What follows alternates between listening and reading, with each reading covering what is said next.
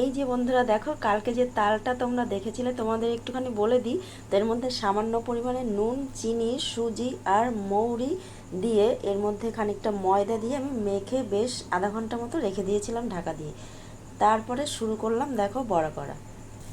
এই দেখো, তো তালের বড়া করতে সবসময় কিন্তু কড়াইতে একটু বেশি পরিমাণে তেলটা দিতে হয়, তাহলে তুমি যেমনই বড়া ছাড়ো না কেন ফুলে কিন্তু গোল গোল শেপ চলে আসবে।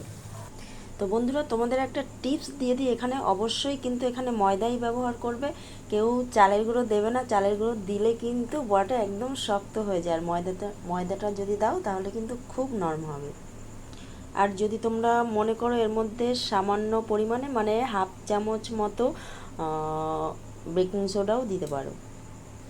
তো বন্ধুরা, এই দেখো বড়া কিন্তু বেশ অনেকগুলোই করা হয়ে গেছে আমার।